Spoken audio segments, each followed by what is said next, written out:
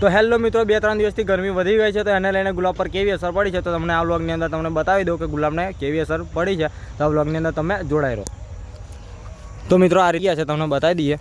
અને ગુલાબ ઉપર ગરમી વધારે પડી છે તો એને લઈને કરી જે થાય છે, જેને આ ડાળી છે એ ટૂંકી થઈ ગઈ છે અને બીજું કે આ રીતની આવી બ્લેક થઈ જાય છે. અને બીજું કે વાતાવરણ થોડું ચેન્જ થાય છે, કારણ કે કાલ રાતની જ વાત કરું તો કાલ રાતે દરરોજ કરતાં વધારે ઠંડુ વાતાવરણ થઈ ગયું હતું. અને બીજું કે વાદળ આવે છે, વાદળને લઈને દવા પણ અસર ઓછી કરે છે. આપણે દવાનો સ્પ્રે કર્યો હતો પણ એની અંદર વ્લોગ અપલોડ કર્યો નહીં, કારણ કે આપણો મોબાઈલ બગડ્યો તો 10-15 દિવસ જેવું લગભગ મોબાઈલ બગડેલો રહ્યો હતો. તો આપણે એને લઈને બીજો મોબાઈલ હતો પણ એની અંદર રિઝલ્ટ બરોબર નહીં હતું, તો આપણે વ્લોગ અપલોડ કર્યો નહીં. તો આપણે એક્સપોનસ અને બીજી ફૂટ માટેની દવાનો સ્પ્રે કર્યો હતો, તો એને રિઝલ્ટ પણ આપણને ઓછું મળ્યું છે, કારણ કે વાતાવરણ બદલાઈ જાય છે. જે વાદળ આવે છે, બીજું કે ગરમી બહુ ખૂબ જ પડી રહી છે, એને લઈને પણ અત્યારે આ વ્હાઈટ પણ ગુલાબ થાય છે. તમને બતાવું જો આ રીતનું ગુલાબ થઈ જાય છે અને સાઇઝ પણ ગુલાબની બહુ નાની થઈ ગઈ છે. તમને બતાવી દઈએ, આ રીતના ગુલાબની સાઇઝ પણ નાની થઈ ગઈ છે અને ગુલાબ પણ જે થીપ્સનો અટેક વધી જાય છે. જો આ વાતાવરણ ચેન્જ થઈ જાય એને લઈને આ થીપ્સનો અટેક પણ વધી ગયો છે. કરીઓ બધી આ રીતની આપણે બગડવાનું શરૂ થઈ ગયું છે. ફૂટ આવે છે પણ આ રીતની થઈ જાય છે. જો તમે આ ફૂટ જે નવી ફૂટ છે એને પણ પ્રોબ્લેમ ચાલુ છે, જોઈ લો. તો એને લઈને આપણે દવાનો સ્પ્રે પણ થોડો જલ્દી કરવો જરૂરી છે. અને આપણી અત્યારની ગુલાબની વાડી છે અને ગુલાબમાં પણ ફૂલ ઘટ આવી ગઈ છે. અત્યારે 12 કિલો જેવું થાય છે. દરરોજ 11-12-13 જેવું વજન આપણું ગુલાબનું થઈ ગયું છે. આ રીતના પોઝિશન થાય છે બધાના પ્રોબ્લેમ. તો અત્યારે ગરમી વધારે પડે છે, એને લઈને તો બહુ જોરદાર તકલીફ પડી રહી છે. ગુલાબને પણ ગરમી સહન થતી નહીં. અને આ નવી ફૂટ જે છે તમને બતાવીએ તો આ રીતની હાલમાં ચાલી રહી છે. જો આ રીતની અત્યારે નવી ફૂટ આવી છે. આવા ફૂટ જ્યારે કમ્પ્લીટ થાય કરી ત્યારે ખબર પડે કે કેવી અસર થાય છે, કારણ કે આ જે નવી ફૂટ આવે છે એની કરીની સાઈઝ થોડી નાની થઈ ગઈ છે. અને ખાતરને એવું પણ આપણે આપ્યું જ છે. જોઈ લો, આ રીતના ફૂટ પણ બગડે છે તો આપણે દવાનો કમ્પ્લીટ સ્પ્રે કરવાનો અને ખાતર પણ કમ્પ્લીટ આવતું રહેવાનું. અને ગરમી વધારે છે તો આપણે ખાતર પણ બહુ ગરમ આપવાનું નહીં, કારણ કે જેમ ગરમી સહન થાય એ રીતના આવવાનું.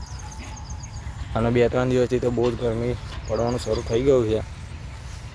અને વાતાવરણ પણ કંઈ ખબર નહીં ચેન્જ થઈ જાય છે, કારણ કે રાતે તો બહુ ઠંડુ વાતાવરણ થઈ ગયું હતું. જે શિયાળાનું વાતાવરણ હોય એવું ઠંડી લાગે, આપણે બાઇક લઈને નીકળે તો એવું વાતાવરણ થઈ જાય છે. તો વાતાવરણ ચેન્જ થઈ જાય છે. અત્યારે તો વાદળ દેખાતું નહીં, પણ આપણે 2 દિવસ ઉપર તો બહુ વાદળ આવતું હતું. તો વાદળ ચડીને આવે એના લઈને પણ આ ગુલાબ પર બહુ અસર પડે છે અને ઈયરોનો પણ અટેક થઈ જાય છે. તો જો આ કરીએ આ રીતના પ્રોબ્લેમ અત્યારે શરૂ છે બધાનામાં. અને ગુલાબના ભાવ પણ થોડા ડીમ થયા હતા. 1-2 દિવસ તો 20-25 એવું 30 બજાર થઈ ગયું હતું. અત્યારે પણ થોડું ઘણું જળવાઈ રહ્યું છે. સારો માલ નીકળે તો અંદર આપણે ગુલાબની અંદર પણ ભાવ રહ્યા છે બરાબર, તો બધાને ખબર છે ઓલરેડી. અને આ કરીઓ જુઓ ખાલી, આ રીતનું આપણે ત્યાં ગુલાબની ક્વોલિટી થઈ ગઈ છે. થોડી આપણે ગુલાબની ક્વોલિટી પણ બગડી છે. એને રિકવર કરવા માટે આપણે દવાના સ્પ્રે અને બીજું ખાતર કમ્પ્લીટ રેગ્યુલર આવવું પડશે. તો આપણે દવાની જરૂર છે, તો 1-2 દિવસ દવાનો સ્પ્રે કરીશું. અને અત્યારે લગ્નમાં ફરીને ગુલાબની ક્વોલિટી આપણે આવી થઈ ગઈ છે, તો લગ્નમાં ફરતા રહીજો. એની સાથે સાથે આપણે દવાનો સ્પ્રે પણ કરજો, નહીં તો તમારા ગુલાબની ક્વોલિટી પણ બગડશે. આપણે પણ બગડી જ છે થોડીક. આપણે રેગ્યુલર દવાના સ્પ્રે લીધા, પણ આ ગઈ વખતે એક્સપોનન્સને બીજી ફૂટની દવા લીધી, એમાં થોડી ઓછી મજા આવી છે. એમાં આપણે થોડો પ્રોબ્લેમ થઈ ગયો હતો. જે એક્સપોનન્સના જે બીજી ફૂટની દવા હતી એની અંદર 2 મિક્સ થાય એવી હતી નહીં, તો આપણે એની અંદર 2 મિક્સ કરી દીધી. તો દવા આપણી એક્સપોનન્સ હતી ફાટી ગઈ હતી, તો એને લઈને આપણે થોડો પ્રોબ્લેમ જોવા મળ્યો છે.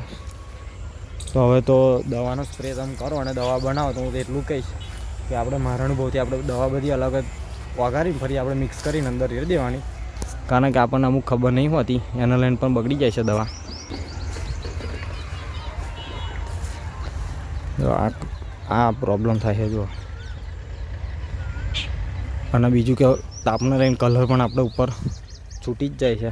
મારે તો બહુ એ પ્રોબ્લેમ નહીં કલરનો, પણ બીજા લોકોને બહુ કલરનો પ્રોબ્લેમ રહે છે. અને વધારે માલ હોય તો પણ આપણે કલર છોડી જ દેશે. હું તમને દર વ્લોગની અંદર જણાવું છું.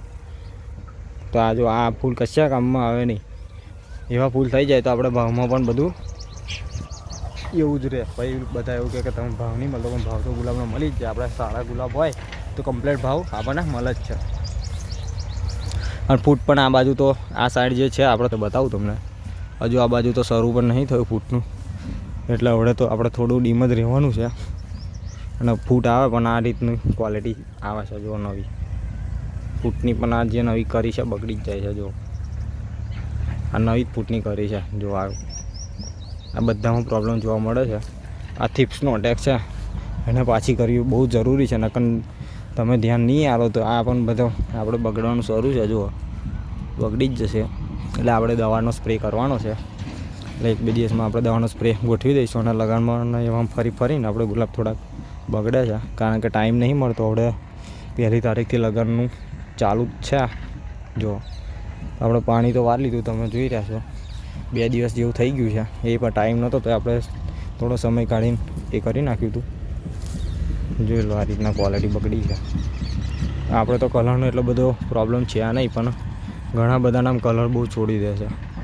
તો એને આપણે થોડું ઓર્ગેનિક ખાતરની વાલતું રહેવાનું હતા જ ને. અને બીજું કે જેમ બને ને એમ અત્યારે ઠંડુ જ ખાતર નાખવાનું, કારણ કે બહુ હેવી ખાતર નાખશે તો આપણે પાછળ તો બહુ પ્રોબ્લેમ થાય છે. તો બધાને ખબર જ છે, હું તમને બ્લોગની અંદર જણાવું જ છું. તો ગુલાબનું જે અત્યારે આપણે પીરા તો એવું બહુ ખાસ પડતું નહીં, તમે બતાવું જો આ રીતના આપણે પીરા તો બહુ પડતા નહીં, પણ અત્યારે ઘણા બધાના ખેતરની અંદર પીરા ગુલાબ પડવાનું શરૂ થઈ ગયું છે. તો બહુ હેવી ખાતર આવીએ પણ એ પણ ગુલાબને અત્યારે તકલીફ આપે છે. ગુલાબ પીરા પડી જશે અને ગરવાનું શરૂ થઈ જશે. ઘણા બધાના હવે તકલીફ શરૂ થઈ ગઈ છે. બીજું આપણે ફંગીસાઇડ પણ હવે ચોમાસું આવવાનું તૈયારી છે, એટલે ફંગીસાઇડ પણ આપણે આપવાનું શરૂ કરવું પડશે. મારે જરૂર લાગતી નથી એટલે નહોતો આપતો, પણ આપણે પણ હવે રેગ્યુલર ફંગીસાઇડ લેવાનું શરૂ કરી દઈશું.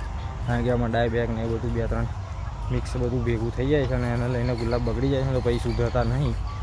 આપણે ગઈ વખત પણ એ જ પ્રોબ્લેમ હતો, અને ગુલાબ જે છે આપણે સુકાવાના પણ શરૂ થઈ જાય છે. તો એની પણ દવા આપણે મિક્સ એડ કરતું રહેવાનું.